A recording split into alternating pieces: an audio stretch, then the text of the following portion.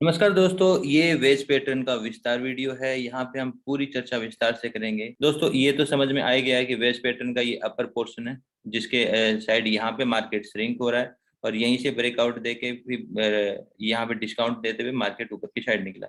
अब इसमें क्या क्या चीजें सीक्रेट हैं और एक्चुअली में उसका क्या एक्सप्लेनेशन है, कैसे हम उसको देख सकते हैं, तो ये देखते हैं कि ये जो है यहाँ बनने के बाद सब कुछ समझ में आ जाता है कि ये वेज पैटर्न है और वेज पैटर्न का ब्रेकआउट है, सक्सेस होकर मार्केट बहुत ही शार्पली ऊपर जा रहा है और आगे भी देखेंगे तो मार्केट काफी ऊपर गया है। ठीक है, तो अब यहाँ हम इसमें स्टेप बाय स्टेप चर्चा करते हैं। एक वेज पैटर्न में वैसे तो देखने के लिए बहुत सारी चीजें होती है, लेकिन जो इस जगह लागू हो रही है मैं उन्हीं चीजों की चर्चा करूंगा। देखो, एक डबल बॉटम होता है। डबल बॉटम की मैं हमेशा चर्चा करता हूँ कि ये एक दीवार होती है, रेजिस्टेंस होता है। कहीं ना कहीं मार्केट को पोज करने के लिए ये काफी होता है डबल बॉटम। ठीक है, ये डबल बॉटम मार्केट को पूरा पोज कर सकता है। देखते ही है कि डबल बॉटम किस किस साथ मैचअप करके आ रहा है। यहाँ पे हम डबल बॉटम को देख रहे हैं तो डबल ट्रेप को मैच करते आता है। डबल ट्रेप जो होती हैं लगातार, उसको हम डीटीटी भी बोल देते हैं कई बार। ठीक है, तो वर्डिंग में कंफ्यूज ना होइएगा, क्योंकि ये सारी चीजें अगर धीरे धीरे समझ के सुनेंगे तो बहुत अच्छा इसमें नॉलेज होगा। स्लेंट लाइन हम बोलते हैं जब मार्केट बढ़ते हुए क्रम में ऊपर की साइड स्विंग बनाता है तो हम स्लेंट बनाते हैं जिसके ब्रेकआउट को देखते हैं। जैसे मान लो कि ये पॉइंट लिया एक स्लेंट लाइन के लिए, ये अपना दूसरा स्विंग पॉइंट हो गया और तीसरा पॉइंट यहीं से कनेक्ट करके ब्रेक कर रहा है। ठीक है, ये ब्रेक कर रहा है यानी कि ये हो गया पहला ट्रेप। मार्केट ने यहाँ पे रिटेलर्स को, सेलर को अट्रैक्ट किया, तो ये पहला ट्रेप हो गया। तो डीटीटी का ये पहला पॉइंट हो गया हमारे पास। तो डबल बॉटम बनने का ये एक बेस बना है। उसके बाद में मार्केट वापस से ऊपर की साइड गया, हमने स्लैंट लाइन को चेंज कर दिया। अब यहाँ के बिल्कुल वीक से हम बॉटम से लेके वापस से स्लैंट लाइन लेने की कोशिश कर रहे हैं, यहाँ के आसपास लेके जाते हैं तो वापस से मार्केट इसको ब्रेकआउट देता है। और ये सारी कहानी इस पूरे ब्रेकआउट से पहले की कहानी बता रहा हूँ, जिसको हम पहले ही तैयार करके रखते हैं। तो यहाँ से हमें क्या करते हैं, यहाँ से दोबारा से एक ब्रेकआउट मिलता है और मार्केट को कौन संभालता है, डबल बॉटम। यानी कि यहाँ कॉम्बिनेशन जोड़ी किसकी हो गई है, दो स्लेंट लाइन हो गई है और डबल बॉटम हो गया है। और इन्हीं के साथ में हमारा पहला जो पॉइंट होता है ट्रेप्स का वो कंप्लीट हो गया, यानी कि दो हमें ट्रेप मिल गए हैं। यानी कि इस साइड से ट्रेप किया जा रहा है तो संभावना हो गई है कि मार्केट ऊपर की साइड से हमें ब्रेकआउट देके अच्छा मूव दे सकता है। तो टिप्स और ट्रिप्स में एक तो ये आ गया कि हमारे लिए इंपॉर्टेंट कि ट्रेप्स देखेंगे। ट्रेप्स के साथ में ट्रेप्स कॉम्बिनेशन किसके साथ में आ रहा है, डबल बॉटम और टू स्लैंट्स, तो बहुत अच्छी बात है। और उसी के साथ में ये दीवार खड़ी हो रही है, डबल बॉटम एक दीवार हो ही गई है। अब उसी को अप्रोच करते हुए इसका 50, इसका 50, इसका 50 और ऊपर चलता है। ठीक है, 50-50 का गेम चालू होता है। मैं आपको लेवल निकाल के दिखा देता हूँ। देखो, इसमें मैं हमेशा 50 और 61 ये दो रेशियो को ऑन रखता हूँ, बाकी सब स्विच ऑफ रखता हूँ। ट्रेंड लाइन वगैरह सब स्विच ऑफ रखता हूँ, मुझे कुछ भी नहीं चाहिए, सिर्फ मुझे ये एरिया चाहिए। इसी एरिया की मेरे लिए विवो में वैल्यू होती है। ठीक है, अब आगे चलते हैं दोस्तों। हर पैटर्न की, मैं लगभग हर एक पैटर्न की बात करता हूँ और पैटर्न्स के लिए मैं हमेशा कहता हूँ कि ये ट्रेंड लाइंस का ही गेम है पैटर्न। तो ट्रेंड लाइंस के साथ में जैसे हम चैनल के अंदर एक मिडल पार्ट देखते हैं, तो पैटर्न्स के अंदर भी एक मिडल पार्ट होता है। तो उस मिडल पार्ट को हम बोलते हैं डिवाइडर। ठीक है, मैं उसका पिंक कलर रखता हूँ और उसका नाम रहता है डिवाइडर।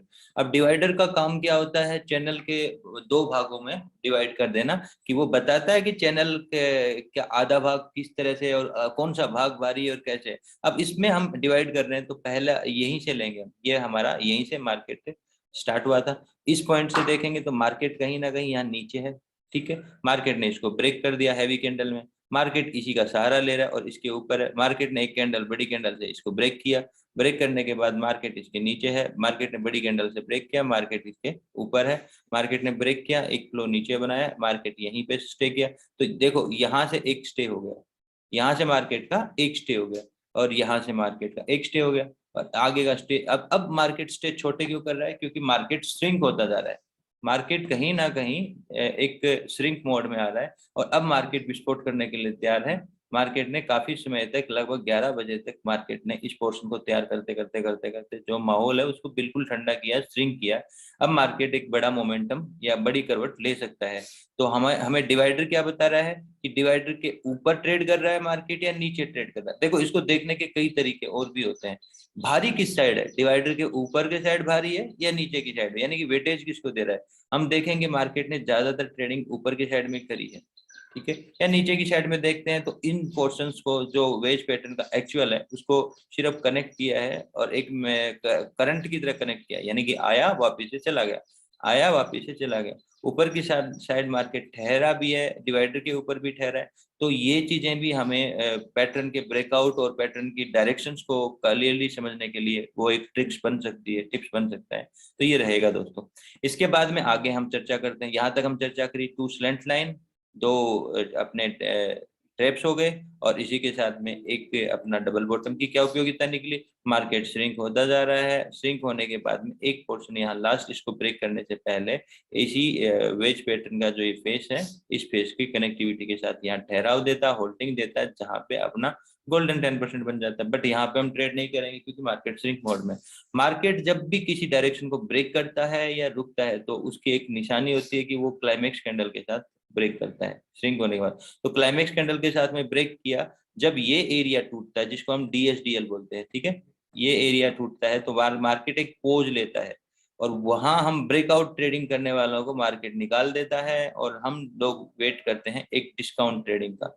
देखो यहाँ तक मैं स्टेप्स के बारे में बात कर चुका हूँ, डिवाइडेड ट्रेंड लाइन के बारे में बात कर सकता हूँ, और यहीं पे हम डिस्काउंट और फीबो की चर्चा करते हैं। अब हमें ये तो तय हो गया कि मार्केट ने वेज पैटर्न को ब्रेकआउट दे दिया है। अब हमें बेहतर प्लेस चाहिए और एक कंफर्मेशन चाहिए कि ये फेल नहीं होगा, यानी कि ये फॉल्स नहीं होगा। तो मार्केट कहाँ के आसपास अपने आप को पोज कर सकता है। मार्केट ने यहाँ पोज किया क्योंकि इसने हाई ब्रेक कर दिया था, ये भी कवर कर लिया है लगभग, जो एक गैप फिलिंग का एरिया था वो भी कवर कर लिया है, मार्केट ने ब्रेक भी कर दिया है। अब हम वेट करते हैं उस एरिया की जिसकी वैल्यू मल्टीपल तरीकों से निकलती है और हमारे लिए छोटे एसएल के साथ में बड़ी एंट्री और बड़े टारगेट का रीजन बन सकता है। तो अब यहाँ पे वो रीजन्स क्या रहेंगे दोस्तों।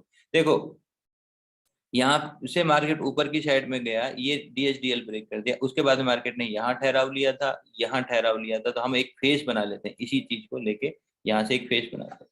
तो वो फेस बनता है, और वो फेस कहाँ के आसपास बनना चाहिए, वो फेस हमेशा फीबो के आसपास बनना चाहिए। यहाँ से मार्केट ने दौड़ स्टार्ट करी, मार्केट ने यहाँ तक की दौड़ के बाद में हमारा फीबो यहीं के आसपास मिलता है।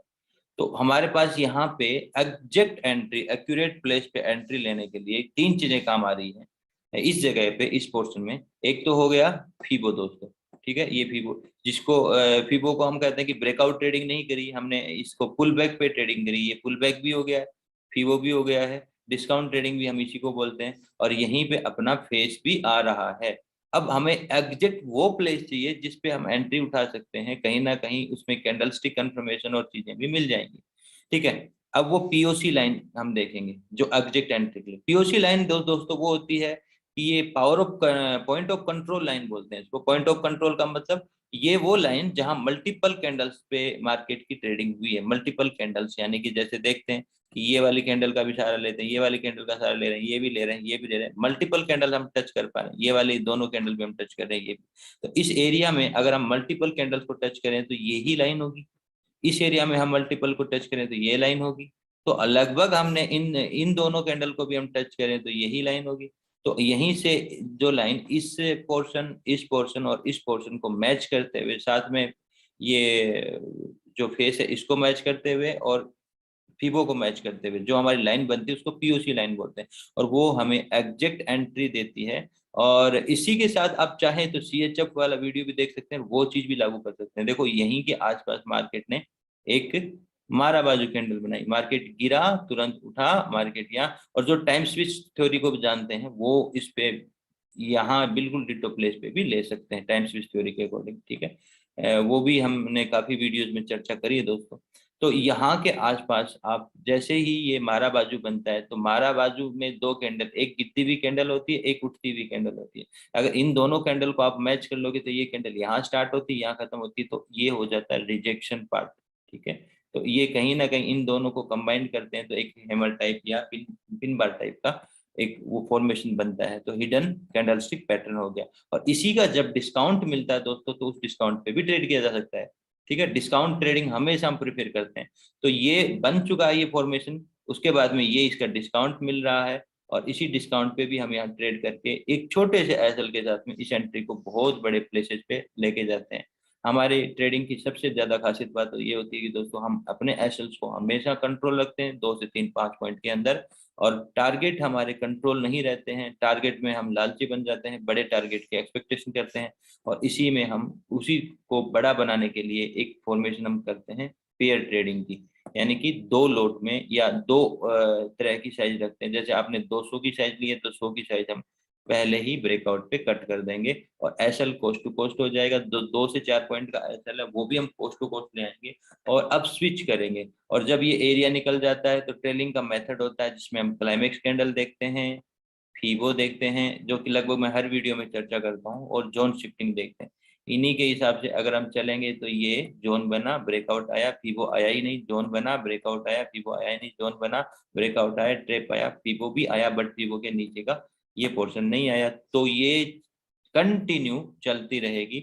और अगर हम आगे भी देखें तो ये छोटी सी ट्रेड, अगर आपको मैं रिस्क रिवार्ड के बारे में बात करूं तो दोस्तों बहुत ही अच्छा आपको यहाँ रिस्क रिवार्ड देखने को मिलेगा। अगर हम इसके डिस्काउंट पे, यहाँ भी हमें फियर लगता है तो हम इसके डिस्काउंट पे लेते हैं इस जगह पे, और हम अपना ऐसा जस्ट इसका बॉटम रख देते हैं जो कि रिवर्सल और टाइम थ्योरी के अकॉर्डिंग भी सेट बैठ रहा है।